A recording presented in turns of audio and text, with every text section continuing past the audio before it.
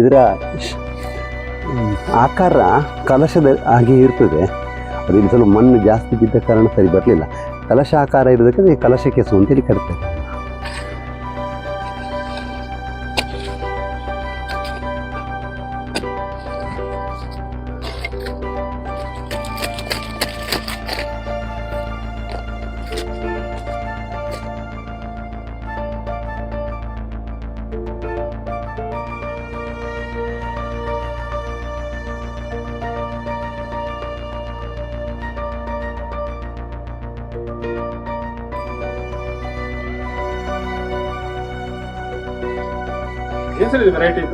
ಇದು ಕಲಶ ಕೆಸು ಅಂತೇಳಿ, ಇದು ಕೆಸುವಿನ ವೆರೈಟಿಗೆ ಸೇರಿದ ಒಂದು ಗೆಡ್ಡೆ.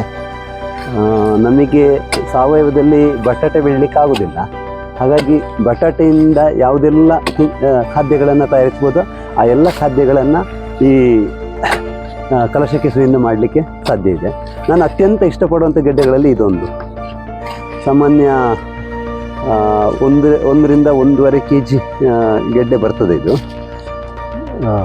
ನಮ್ಮಲ್ಲಿ ಅಂದರೆ ಸ್ವಲ್ಪ ಸಲ ಮಣ್ಣು ಜರಿದು ಬಿದ್ದಾಗ ಸ್ವಲ್ಪ ಅದರ ಬೆಳವಣಿಗೆಯಲ್ಲಿ ಕುಂಠಿತ ಆಗಿದೆ.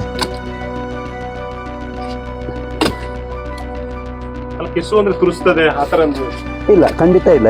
ಇದು ತುರಿಸದೇ ಇರುವಂಥ ಕೆಸುಗಳು ಯಾವುದೇ ತುರಿಕೆ ಇಲ್ಲ ಇದರಲ್ಲಿ.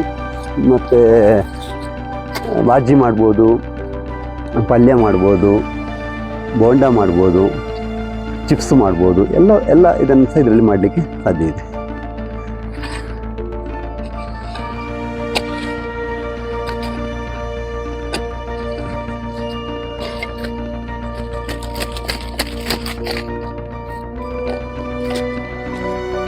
ಇದರ ಆಕಾರ ಕಲಶದ ಹಾಗೆ ಇರ್ತದೆ. ಅದು ಇಲ್ಲಿ ಸ್ವಲ್ಪ ಮಣ್ಣು ಜಾಸ್ತಿ ಬಿದ್ದ ಕಾರಣ ಸರಿ ಬರಲಿಲ್ಲ. ಕಲಶ ಆಕಾರ ಇರೋದಕ್ಕೆ ಕಲಶ ಕೆಸು ಅಂತೇಳಿ ಕರಿತಾರೆ. ದೊಡ್ಡ ಪಾಟಲ್ಲಿ ಕೂಡ ಮಾಡ್ಬೋದು. ಪಾಟ್ ಅಷ್ಟು ಸೂಟೇಬಲ್ ಅಂತ ಅನಿಸಲ್ಲ. ಕ್ರೇಟ್ಗಳು ಅಥವಾ ಗ್ರೋ ಬ್ಯಾಗ್ಸ್ ಹಾಗೂ ಅಲ್ಲದ್ರೆ ಗೋಣಿಗಳು ಇವುಗಳೆಲ್ಲ ಸರಿ ಉಂಟು. ಪಾಟಲ್ಲಿ ಅಷ್ಟು ಸರಿಯಾಗಿ ಬರ್ಬೋದು ಅಂತ ನನಗೆ ಅನಿಸ್ತಾ ಇಲ್ಲ. ಮತ್ತು ಇನ್ನೊಂದು ಎಂತ ಹೇಳಿದರೆ, ಅದು ಪಾಟ್ ಗಟ್ಟಿ ಇರ್ತದಲ್ಲ ಹೊರಗೆ ಸೈಡ, ಇದಾಗುವಾಗ ನಿಮಗೆ ತೆಗಿಲಿಕ್ಕೆ ಎಲ್ಲ ಕಷ್ಟ ಆಗ್ಬೋದು.